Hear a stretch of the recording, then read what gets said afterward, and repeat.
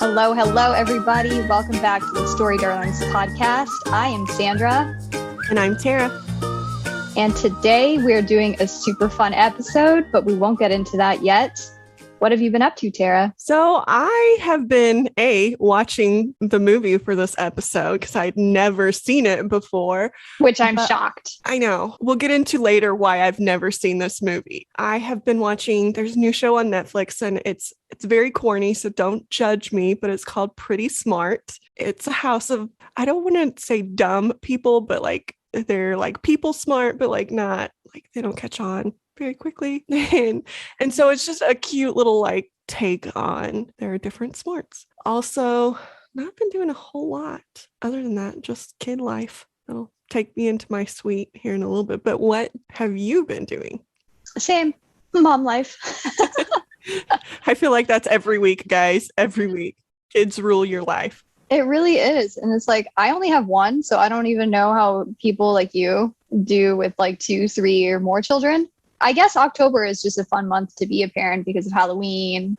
I got his Halloween costume. It's Yoshi this year. So he has like this giant headset that has like Yoshi's face, like giant on top of his head. And it just snaps like under his chin. So it's really cute. And then it has like the little turtle shell saddle looking backpack thing. So he'll have a green shirt on. It'll be super cute. So he's just obsessed with Mario right now. So Yoshi. You are ahead of me. I'm still trying to talk my kids into being like the Scooby Gang with Michael as Fred and Justin as the criminal or the person that we're trying to capture. And then me as Velma. You can see that with my hair and stuff. I and Carly totally can. What's her name? Daphne. And then our dog Lily is Scooby. I love that. That's going to be really cute. Not on board yet. Well, he doesn't have a choice. We're going to get him there. Probably right before Halloween where I have to like rush to get things. Yeah, it's just that age group. I'm not dressing up. I'm excited for Vincent. Yeah, that's all. I haven't been reading, watching, doing anything. I watched this movie with you like same time yesterday. And that's it. So let's get into sweet and sours. So I can go first. I have a few sours. So I'm gonna go through those first. So my first sour is I was walking into my house yesterday and almost stepped on a snake on our sidewalk. Ew. It freaked me out just a little bit. I am not a fan of snakes. Don't like them. I get that they have like an ecological benefit, but they're creepy. Ugh.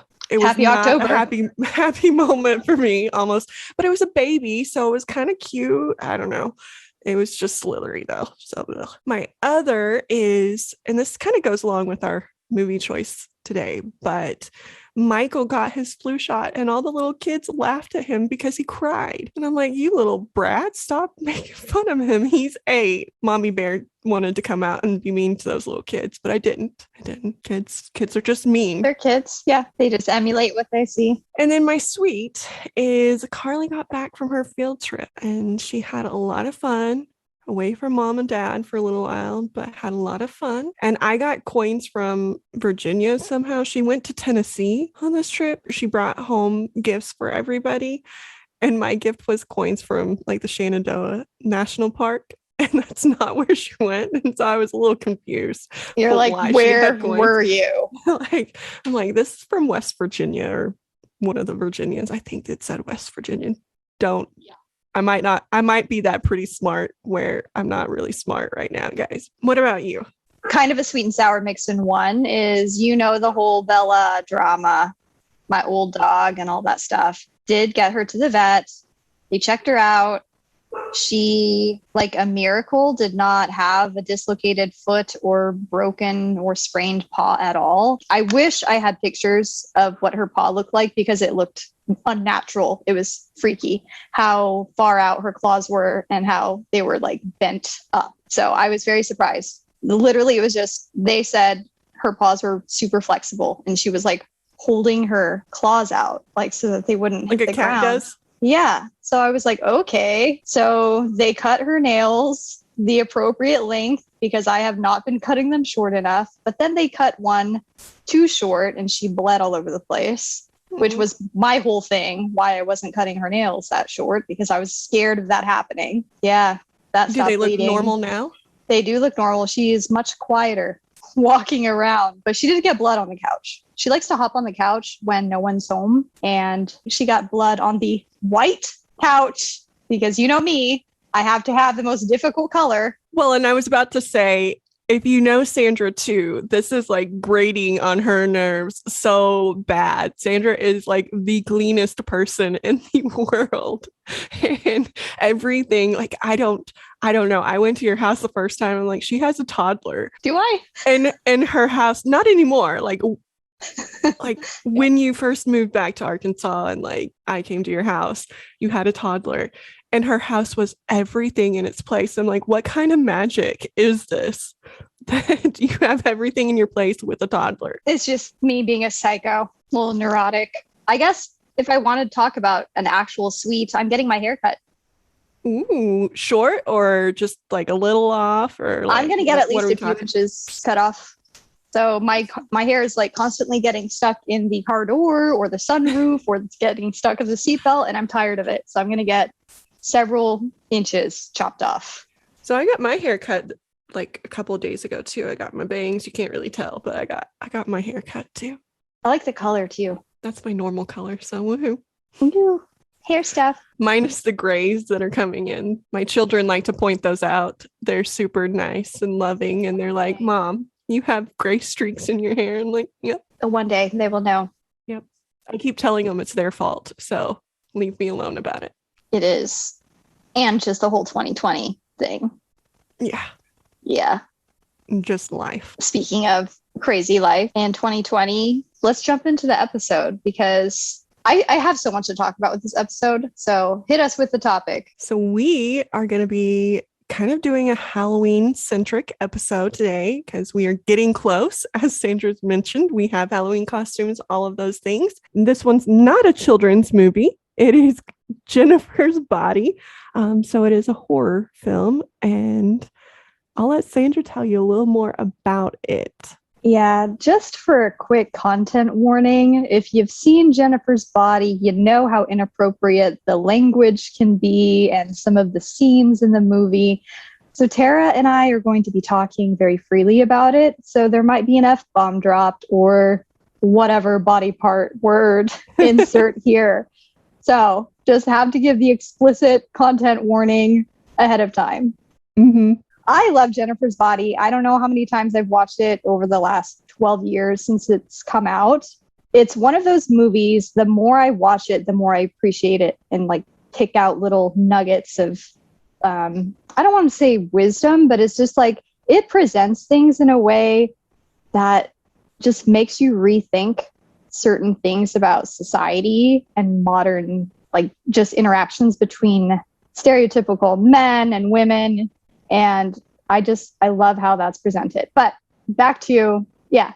It's aged really well.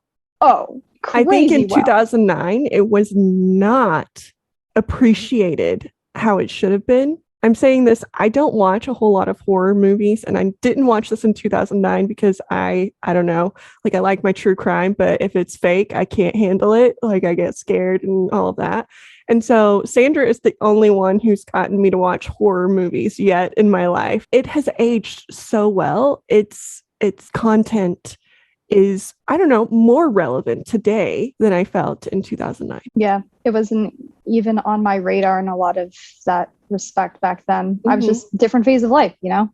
Yeah. Yeah, so Jennifer's Body was written by a woman named Diablo Cody. She wrote Juno, if you've seen that, with Elliot Page. Great movie. But the script is one of my favorite things about Jennifer's Body, and we'll go into why that is. Jennifer's Body is essentially about two high school best friends, Jennifer Check and Anita Needy Lesnicki, and they have been best friends since they were very, very small. The movie doesn't explicitly say this, but you kind of get the feeling that, at least for Jennifer, she grew up with maybe a very harsh childhood. There were like certain scenes as a kid where she was very worried about things getting back to her mom. How she is in high school, it just kind of makes you wonder what happened to her to make her this way.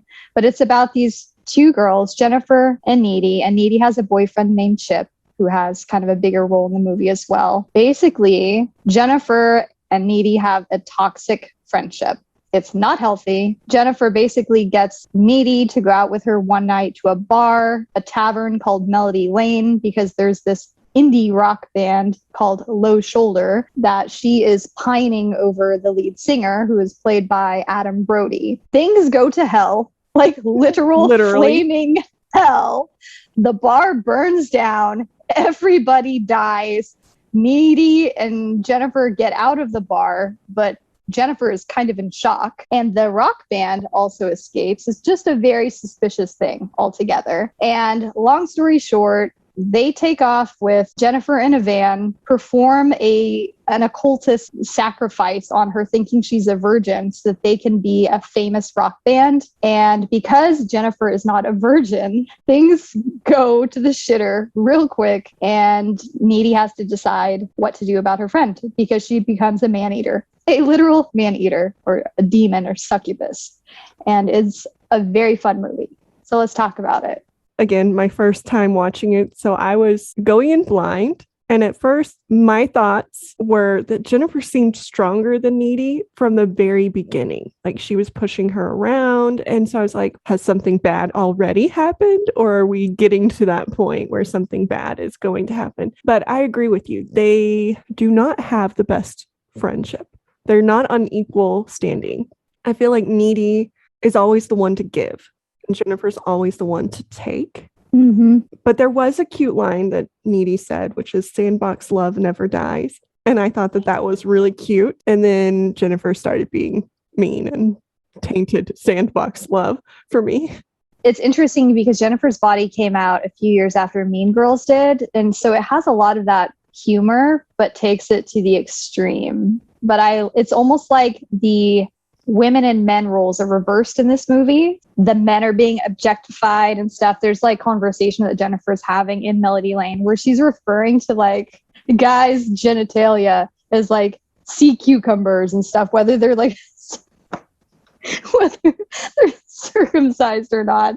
And it's just so highly inappropriate, but she gets away with it. But this is like the type of language that you always heard or watched in other movies kind of around the same time and before. It was always the guys objectifying and sexualizing women to the extreme like that. And here it was really jarring to have Jennifer being that strong personality. She did not have a filter at all, because there was a lot of things that she said that were not PC at all. There were some comments about like special ed and things like that. And I'm like, getting a Chinese girl to do your nails. Good grief. Like, no. But then I think it's interesting that you say that she was objectifying the men, which she was. But the whole movie, I think, was pointing out the objectification of women. Like, there was a lot of slut shaming, even in like the band wanting and needing, and I use quotes on that, needing a virgin to do this sacrifice. And the fact that the Adam Brody, the lead singer of the band, is like, she's definitely a virgin. She's one of those that like, acts like she will, but won't, or whatever. There was a lot of objectification of women in there too, that I think it just wanted to point out that the shit happens. Yeah. So the writer, Diablo, she went to the University of Iowa. So I can only imagine when she was, in school I don't want to say it's the Bible Belt, but it's probably part of it. I'm sure she went to school hearing a lot of this, even what Nikolai, the lead singer of Low Shoulder, calls Jennifer, or refers her as, the state fair butters queen. It's like, when I think of Iowa, I think of like state fairs and just a smaller podunk towns. And that's basically what this movie is set in, a town called Devil's Kettle. Yeah, I agree with you on the sexualization and the objectification of women in this. And I think because the writer, she is openly has feminist ideas, and she was trying to like communicate that in the script, and I think she did such a fantastic job. Do you want to get into the cast? I know we've mentioned a couple of the characters, and you've mentioned Jennifer. So Jennifer is played by Megan Fox. Love her, but around that time was the same time that Transformers, her comments about Michael Bay and the kind of situation that was going on with her being sexualized in that movie. And then this is coming out right as that's blowing up. And if you remember anything about that time, people did not side with her. and did not give her the support that she deserved during that time. And then this movie comes out and it's basically kind of saying, hey, this shit happens. And so that's part of the reason it was not well received at the time, I think, because of her being in it and what was going on in her personal life at the time. It's just a view of the world at the time, too. This movie was supposed to be kind of calling out that behavior at the same time it was happening in the real life of the actress who played it. Yeah, society just wasn't ready to receive it back then. No. But I mean, all of the problems with Michael Bay and even her co-star with Shia LaBeouf, just the way that he's talked about Megan in interviews too, like referring to her as a unicorn and all this stuff. It's just like purely just external stuff. And you feel bad for her, but I think she's getting the last laugh now, right? Yeah. This is her time. And then Amanda Seyfried, or however you say her name, played Needy. I don't know who played Chip. Sorry, I don't remember his name. And then Adam Brody, like I said, played the lead singer of Low Shoulder. And then Colin was played, I don't remember. I know, I forget his name, but he's been in a lot of stuff. And that was what I was going to comment on. Both Amanda and the guy who played Colin were in Veronica Mars. My love of Veronica Mars is coming out. And I think that helped this movie for me. Because I'm like, I know these people. They're completely different than they were in Veronica Mars. But I don't know. It's cool seeing people that were a part of your life. Johnny Simmons, I think that's who was Chip, which there's also another actor that played the weird teacher with the hook hand. Oh, yeah, thing. He's in a lot of things too. He's in a lot of things, but his name is like J something Simmons as well. They have like the same. He was in Spider-Man. He plays the like reporter dude who hires Spider-Man to catch photos of Spider-Man. Yeah, but he's been in so many things. And then there's Chris Pratt.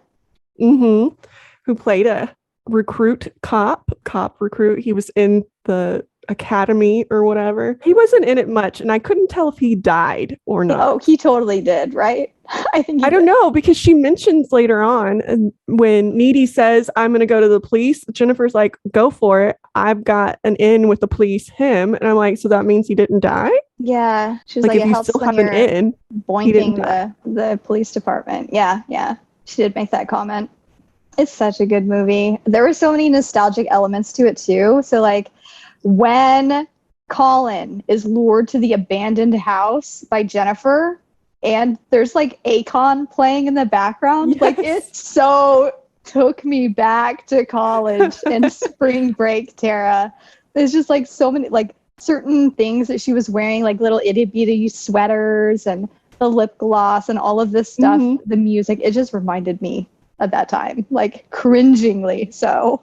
And this is gonna sound very weird, but the scene where they're about to murder her, they start singing the 8675309, like a song. I don't know what that one's called, but I'm like singing along, and I'm like, but they're stabbing this chick to death as we're singing this like very peppy song, which I don't know, just no, it was fucked up.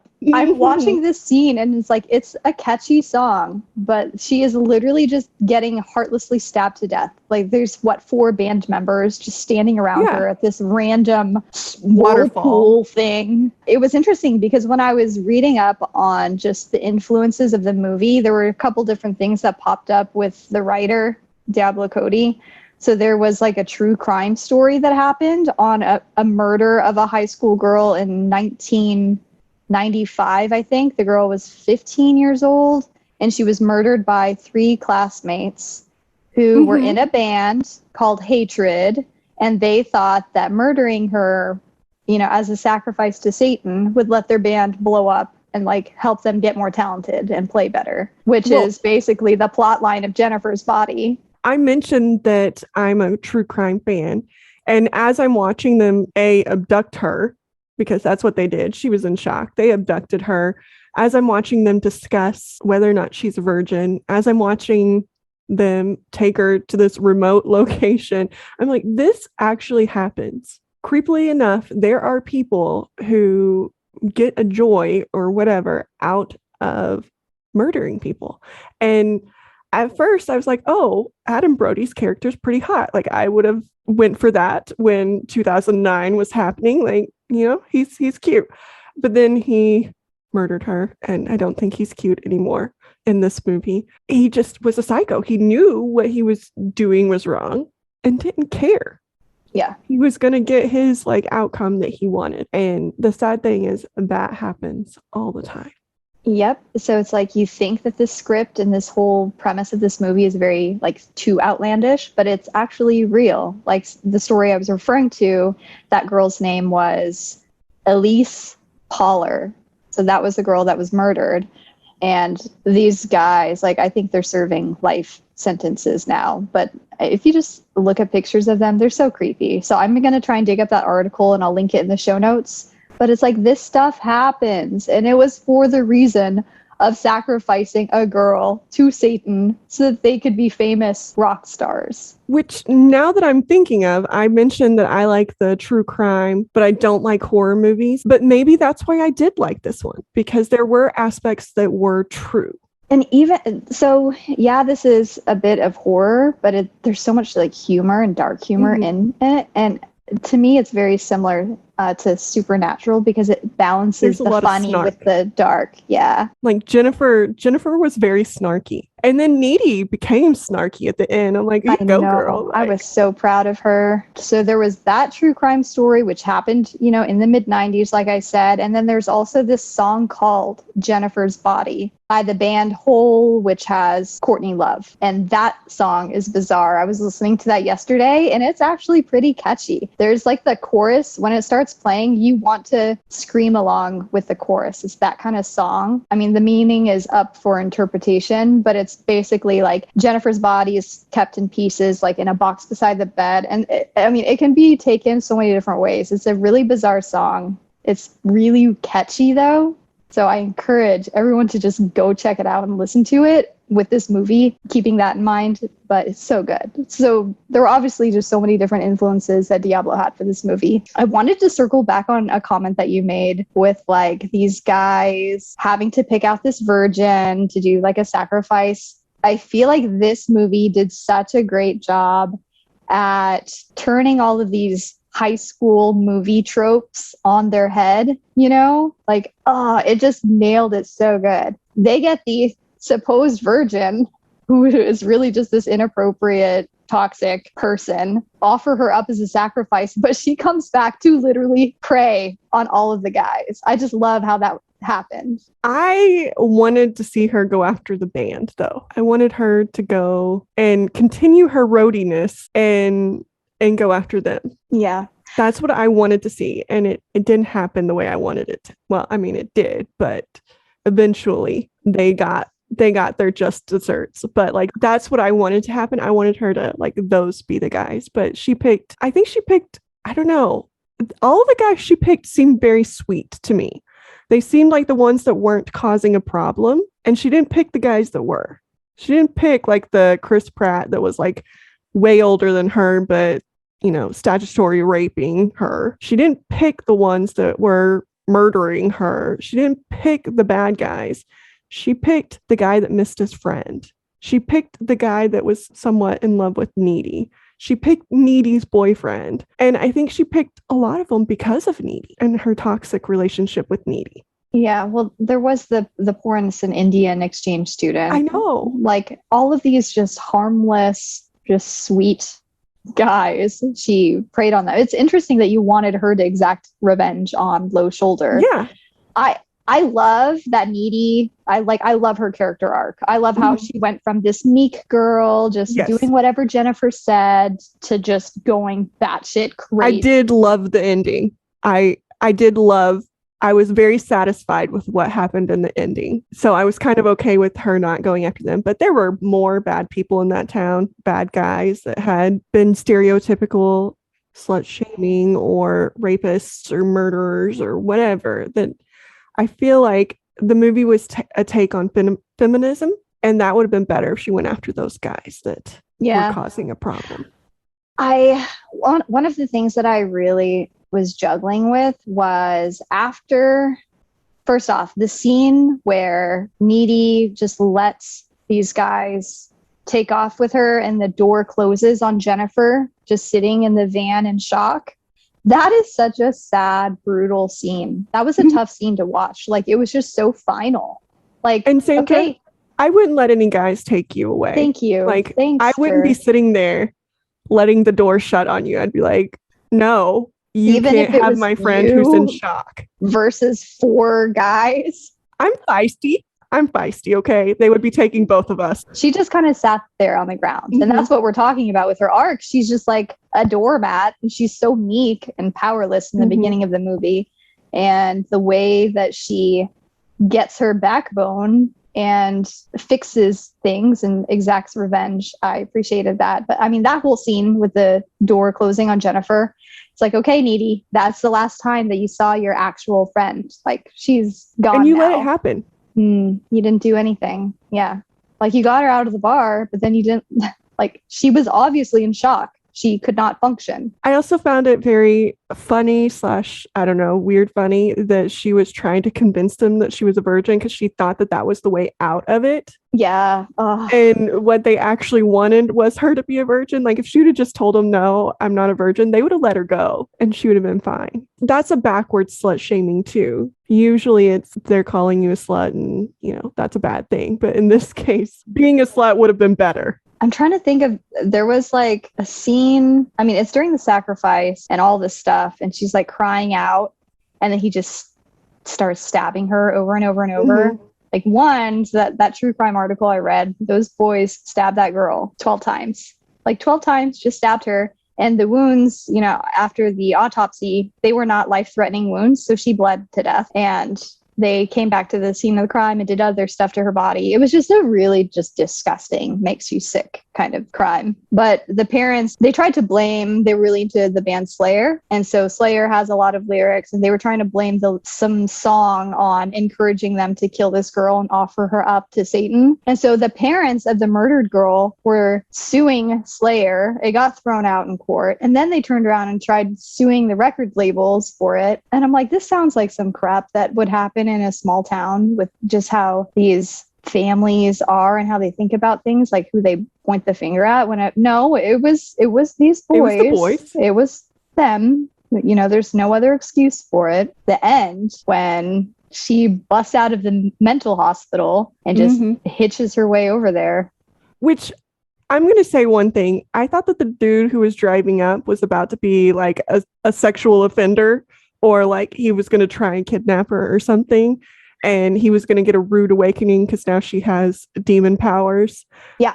But he didn't. And one of my favorite lines came out of that scene, which is this is going to be their last show. Yes. Because she's about to go murder these boys. Yes. I loved that line. Yep. Because he was like, you must be a really big fan. She's like, yeah, this is going to be their last show. I love the show. It reminded me almost of like a Supernatural Trickster episode, what happened with the band. Because, yeah, they carried out this sacrifice to become a famous band. But then it's like they didn't make any deal. Like, they didn't set in stone how long they would be a famous band. And then they just immediately got murdered within months. And she used the same knife that they used. Yes. Did you see that? In Nikolai's character, that knife was left. I loved it. Let's talk about our favorite dialogue, because this movie had such amazing one-liners. A lot of them were there were a lot of inappropriate ones by Jennifer, but I feel like everyone had some pretty good lines in here. I like a lot of Needy's lines. So I liked the sandbox one. Because it just started out and I'm like, oh, this is me and Sandra. I can see this relationship. And then it turned sour. So, you know, it was before I knew all about the toxicness of this relationship. Like her comment about the sandbox love never dies. I liked her comment about, this is going to be their last show. She was a little badass there. I liked a comment between her and Jennifer where she was being badass again, and she was like, I will finish you. And Jennifer's like, you can barely finish gym class. So me right there. That sounds like you. I am Needy in this moment. One of my favorites happened in the very beginning. So the way the story is told, it's happening in the present tense, and Needy is in a women's mental correctional facility. She's in solitude because she is a kicker. She's very violent with the staff, and she's just reflecting on what happened to lead up to this moment. And I think the first thing she says is, "Hell is a teenage girl." And she's referring to Jennifer. And I just like love that line, because not even just in the context of this movie, but when you think back to, especially me having a sister, oh my God, when she hit teenage years, my sister broke loose. Yes, she was a hell raiser. Like, life was never the same. There was constant drama and all kinds of crap happening constantly. So this hell is a teenage girl. I love that as an opening line. Well, I think it can also be taken, it's hell being a teenage girl too. So like, just in general, everything about teenage girls is hell. You're growing into your hormones. You have all of these boys and teachers and everybody telling you that pretty much everything you're doing is wrong in some way. Like, you can't wear spaghetti straps because the boys will get distracted, or you can't wear shorts because the boys will get distracted, or, you know, whatever. You're going through a period, and I don't know about you, but when you first start that period, like, you don't know what the hell's going on. You don't know how to make it stop. You, like, I bled through so many times and had to figure out how to get new clothes or whatever. And you're going through all of this at the same time. Girls are being mean to you. Boys are slut shaming you. It's just hell all around. Not even just, you know, the bitchy girl in high school who's just mean, thinks that they're the best and all of that, which is Jennifer, but everything else that's going on is just hell. Oh my God. Yes, I agree wholeheartedly with that. I appreciated that line too. That whole underlying thread of this movie was just, it captured that so well. I have notes here on favorite quotes. Some of them are just like stupid ones that I was laughing more than I probably should have been laughing. But it's like the first exchange between Jennifer and Needy in school at Needy's locker. And Jennifer just kind of prances up, you know, in her little tight outfit. And she's just like, "Hey, Monostat." And Needy's like, "What's up, Vagisil?" It's just like, I love those little quips between them. I also, and this is kind of I don't know, it's a dark take on a very funny line, but it's when Chip and Needy are talking about Jennifer being taken, and Needy is trying to figure out what to do. And so she's telling him, and he's like, "Well, what kind of car was it?" And she's like, "I don't know. An 89 rapist. Like, I don't know." It's like, stop asking stupid fucking questions, Chip. A friend was abducted. Help me. And yeah, like, do something. Stop asking all of these questions. In real life, that is important information to have, but I just like how quick she came back with, like, "I don't know." But like, he didn't have the social observation to know that that's not what she was looking for from you. That's not the kind of response that she was looking for. That's not what she needed from you. But poor Chip. Poor Chip. R.I.P. I loved Chip. Like, although he did get on my nerves when he went with Jennifer. Like, he just took her word that she was cheating on him. He lost some of my like favorite points right there. One of the thoughts I was trying to have earlier, and then I completely got diverted on another track, is, okay, so I juggled a lot with whether Jennifer was actually Jennifer or if she was mostly the demon inside of her, because she still retained a lot of the relational things with Needy and Chip, and still had all of that. And she still seemed to have a sense of right or wrong. Like, when she was describing to Needy what happened, they were both sitting in the bed, and she was describing that horrible thing that took place. And she was talking about being so hungry.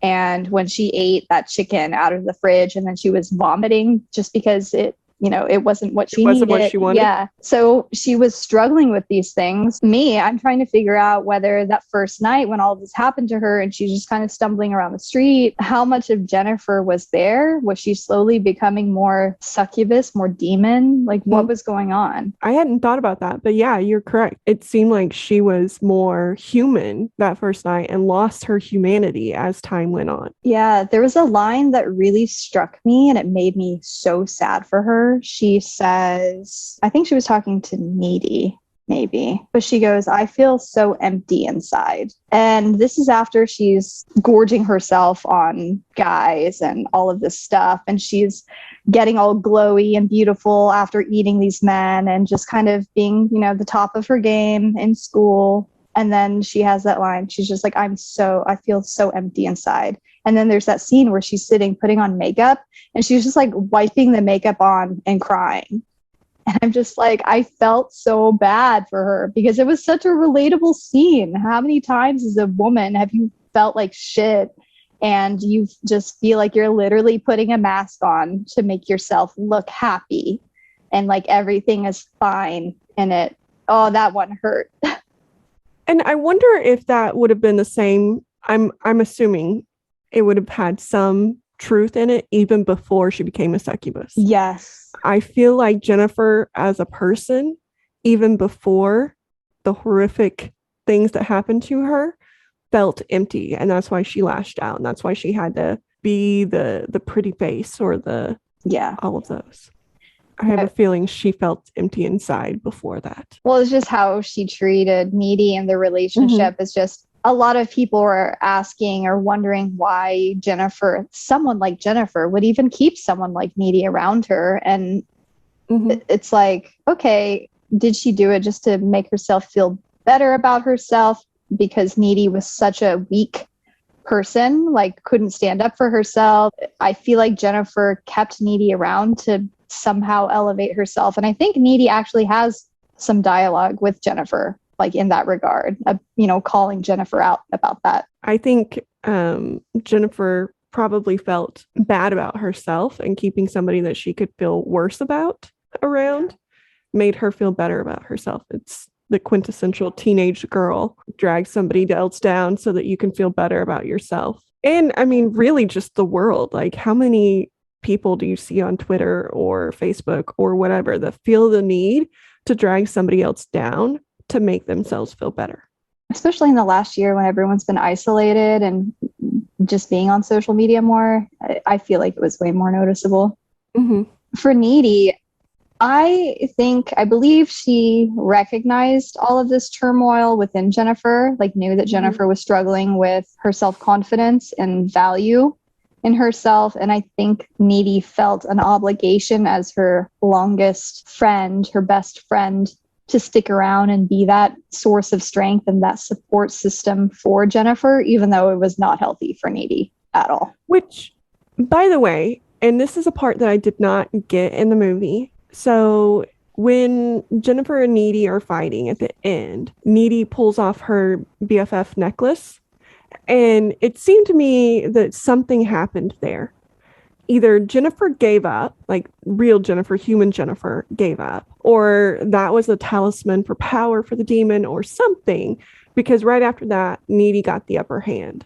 So do you know what happened there? I'm trying to think back to what I thought like the first time I watched it, but I think the first response that you just said, I think that's it. I think that Jennifer was somewhere inside, battling with this demon, because we do get flashes of like a good Jennifer and then just purely bad Jennifer. And it was like that necklace being ripped off was just a symbol of Needy giving up on her. Needy is like done. Needy recognizes that this is not her Jennifer, the little girl that she grew up with anymore. And why am I doing this to myself? Why am I jeopardizing everybody in my life for this evil demon? Like, my friend is not in there anymore and I'm done. And I think this before or after the bite? I can't remember. I think it was after, but I can't remember either. Yeah. Which, that's cool that you can get powers getting bit. And I'm not sure that I would want to be bit by a demon to get powers. Let's not give anybody any ideas right now. But she did have super strength and could like levitate. Levitate? Yeah, awesome. Yeah. Well, and that's another funny line from the movie, because she levitates as she's attacking Chip, and Chip gets distracted as he's being murdered by the fact that she can fly, in his words. And Needy's like, it's levitation, chill a little bit. Like, because he's just thinking it's really cool. And she's like, she's trying to murder you and it's not that cool. She's just floating. Yeah, poor Chip.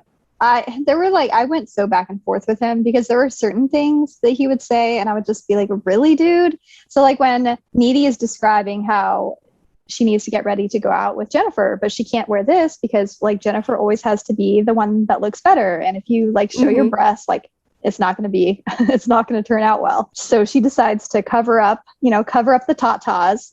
And then she has like her midriff showing and wearing some really lowrider jeans, because back in the day, lowrider jeans were all the Were the rage. shit. Yeah, where you bent over and your like thong is like showing in the back. Well, the tramp stamp had to show too, tramp which is stamp. not an okay term, but that's what it was called. Yeah.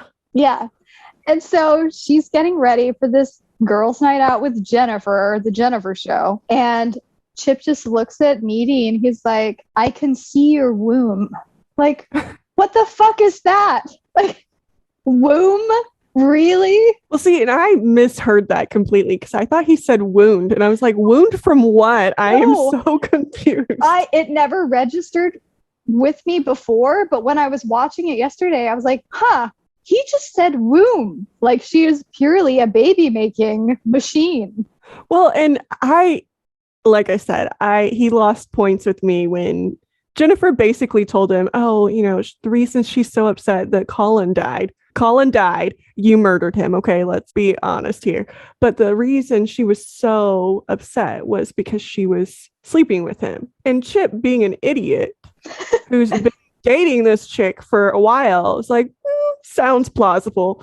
I'm gonna get with her best friend then. That's the way we're gonna work this situation. Seems plausible. She was sleeping with this other dude, so I'm free to get with Jennifer. Yeah. And goes off. So I was like, you know what? You deserved it, dude. Like, you're dumb. Go be dumb together. Bye.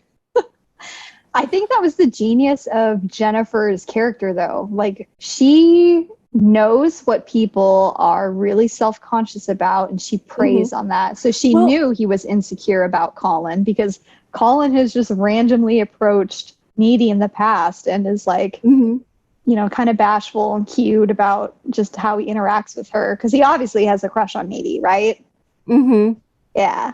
So, I mean, Chip was so insecure about it. Jennifer knew, and she preyed on that. She was like a master manipulator in that sense. I think she was a master manipulator, and I think she got so good at it because she hid her insecurities. Yes. And so she was very good at seeing other people's. I don't know if you're anything like me, but like, I have an insecurity about my teeth. And so every single time I look at people's teeth, that's what I notice, because that's my insecurity. And so I think she had all of these insecurities from her childhood, or just her need to be the best. Yeah. And because of that, she could see everybody else for theirs. This movie, it just does such a good job at showing what life is like for teenage girls. And I was reading up on more about the prep work that went into Megan Fox doing this role. Like, the writer, when she wrote the role of Jennifer, she had in mind Megan Fox. Like, did not want anyone else. Like, it had to be Megan, just because of who Megan was at the time, like you were talking about earlier with the Transformers franchise and all of that stuff. And then for the role, Megan lost weight down to 97 pounds to be this role. Yeah. And it's like, how tall is Megan? She's got to be like 5'3", 5'4". She's not that tall. Okay. I was like, 97 pounds is very, if she was taller, little amount of weight if she were a little taller. Yeah.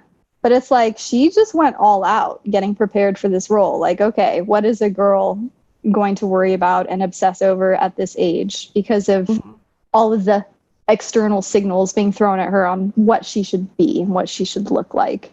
I did like how Megan got to pick the outfits that she wore too for the role. So she made a conscious effort to pick like children's section, like little girls section jackets and sweaters to wear, just because this is the type of stuff in a lot of men's minds at the time, just how they sexualize girls and just like the whole baby doll type of thing. Which is very so creepy, gross. guys. Yeah, like, no.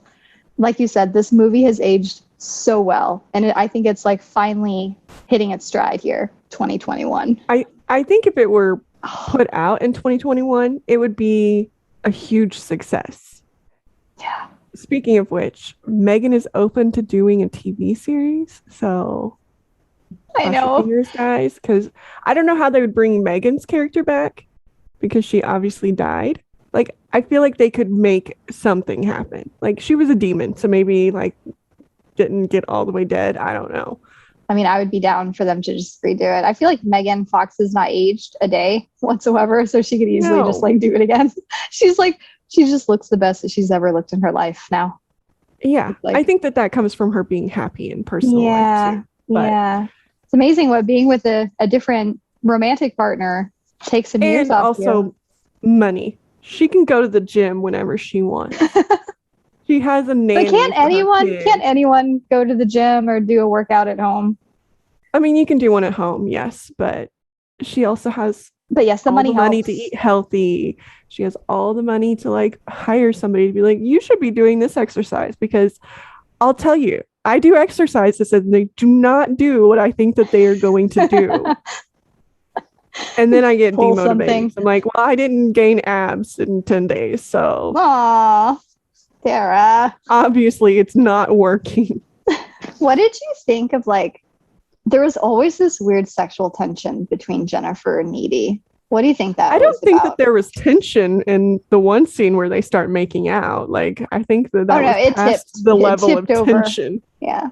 There were also a lot of comments about lesbians as like a negative thing in the movie. So that did, I mean, it aged well, but it didn't, because there are still people who are like that. I don't know. I think Needy did have a crush on her. There was something. And I think that was where Jennifer was playing her. Yeah. She was pulling that in when she needed to get her distracted. True. Needy was almost like this defender for Jennifer. Like, she was always coming to her aid. Just anytime someone would start talking smack about Jennifer, Needy would just speak up about it and just kind of be there. It also could just go back to this thing of like, when you're a teenage girl, you literally are just figuring out who you are. You don't know. There are lots of hormones too. Yeah. Like, it could be that too. Well, do you want to read the tweet? Oh, yeah. We've been talking about theme already when we pull it up here. So Tessa, who we went to high school with, she is on Twitter. Her handle is @IsleneMoore. She said Jennifer's Body is an underrated film on the male gaze and female empowerment, which I think that pretty much captures it perfectly, what the movie is about. Even though it's demonic empowerment too. Yeah, I think it was meant to show that when a woman isn't held back by everything else going on, she can be powerful. I'm like still looking at quotes that made me chuckle. There were so many in the bar. So she was like, oh, okay, there's one that I need to talk about, because this movie came out September 2009. So about 8 years after September 11th. 9/11. Yes. So they're in the bar and Jennifer, you know, she's underage. She's like, what, 16 or something around there. She's just like, she's trying to get on the band's good side. So she's like, I'm going to get them drinks. And Needy's like, how are you going to get alcohol? And she was like, I'll just play Hello Kitty with the bartender. And it made me chuckle because Hello Kitty, but it's a play off of like Hello Kitty. I was obsessed with Hello Kitty growing up. I had like the Hello Kitty binder and notebooks and pencils and pens and all of that crap. Like, I was obsessed with Hello Kitty. So it was just that kind of nostalgic moment. That's what I thought of. But she comes back. Here's the dark humor part. She comes back with shots, which are the red, white, and blue towers. And there was one that was like considerably like less than the other one. She goes, oh, one towel isn't full enough. And then she just like sets the tray down. And I didn't get that one until just now. But did you, the worst one, I think, with that is she said if you leave them standing for too long, they turn brown. Yeah. Yeah, that one was the dark one I thought you were going to, because she like alluded to them falling and turning to rubble. No, Diablo didn't pull any punches with this. And just her name. I love her name. And just the fact that she wrote the script. I mean, there was another quote when Needy is just being a little more subdued about a situation. And we were talking about this one earlier. And Jennifer's just like, they're just boys, morsels. We have all the power. These things. And she's like grabbing Needy's breast and just like squeezing them. Point them in the right direction and shit gets real. You know, they're smart bombs. I love that comment. It's like she's trying to say that you have more power than you think you have. Yeah. Even though they're treating you bad, but you have more power. So it's like Jennifer obviously as a character, she was very, very flawed and she struggled with her own internal value and her perception of herself. But she at least knew the kind of power she wielded over mere men, which was something that Needy did not. And so Jennifer was slowly like teaching that and passing it on to Needy as the movie went on, I feel like, because Jennifer always had like a good grasp of that. Now, in the beginning, when she gets taken advantage of by the band member, she's in obvious shock. Yeah. But would she have went even if she wasn't in shock? Because it seemed like she was really into it. I don't know. Prior to the fire. Like, we'll never know. You just never know whether or not she would have actually went, even if she wasn't in shock. Yeah. Even the fire, like, so they caused it, right? They did something with the wiring. I don't know. It felt like a very paranormal type of thing, but yeah. Yeah. And I was a little confused from the beginning because I was like I said, Jennifer seemed stronger. So did she already have something going on? Did she cause the fire? Oh, when she like shoved her into the locker, that scene. Like, and then when she like shook her hand or was holding her hand and then let go, like Needy had white marks from how strong she was holding on to her hand? Or was that more like an interpretation of Jennifer needed Needy, so she was holding on tight? Yeah. Like, you don't know. Was it more the like sinister thing? Or was it more like she needed her? And then just the name Needy. Like, Needy was needy. She was. This was not a healthy relationship, guys. A friendship. And I'm just like, it was so destructive. Maybe that was it. Yeah. They had such like a parasitic relationship. It was not good. I'm so glad we weren't that way. Although you did call me a nerd earlier, so. It was lovingly. Rude. Well, final takes. Oh, one thing I did want to kind of touch on before we ended this was this whole like Christianity aspect that was woven out like throughout it. It's like you have the band member that's trying to, serve Satan to get what they want. And then obviously with the school, like you can only imagine that they would be mostly Christian families and stuff, especially wherever they are in Devil's Kettle. But it's like, even, I don't know if this was intended or not with the writer of the movie, but her initials being JC, like Jesus Christ. And there's so many moments where on screen, Jennifer is like in a cross motion, like when she's hovering over the bed. There's like a couple different scenes where she's like arms out, crucifix style. Well, so I didn't notice the JC, but if you remember, Needy's mom had the nightmare or night terror that she called them. And in the night terror, Needy was the one being put on a cross. Oh, yeah. Yeah. And then she was on a cross when she was murdering Jennifer, because Jennifer was laid out like this. Yeah. And Needy was on a cross. That's it. Yeah, that's a good call out. Yep. Yeah, there was definitely some of that going on. There was some subliminal messaging or imagery. I guess I just want to like finish up with like the fact that Needy killed her best friend, or maybe it wasn't her best friend anymore. Who knows? I mean, by the end, it looked like it was Jennifer having the reaction like, oh my God, he just ripped my BFF necklace off. But she stabs Jennifer with a box cutter. And I'm thinking of this song because it talks about the box, Jennifer's body in pieces in the box. But then the comment that Jennifer had made is like, I feel so empty inside. Like she is a box. And she just made such a big deal of like stabbing her with this box cutter. It was almost like likening her to just say right after that. She said something and I didn't get it. She asked something about like my heart or something. Yeah, she said, ouch, my tit or something like that. She was like it always comes back to the tatas with Jennifer. Okay. She's like, ouch, my tit. Yeah. Which brings us segue to our charity. October is Breast Cancer Awareness Month. So we thought we would do something in lines with that, but also something that's very near and dear to my heart, which is actually where Jennifer was stabbed. We're going to do a Relay for Life. Boone County Relay for Life, which is where I'm from. This is my team that I'm on. We are also, it's very close to my heart. My father-in-law died a year ago yesterday, and my dad died of cancer. And so that's going to be our charity today because Jennifer was a breast person. She was a breast person. She thought very highly of that area on her body. The breasts are powerful, apparently. Mm-hmm. Yeah. So that is what we are gonna link for you guys. Feel free to donate, look it up, be more aware of what's going on in that. I'm sure everybody is aware of breast cancer at this point, but it is something that affects a lot of people.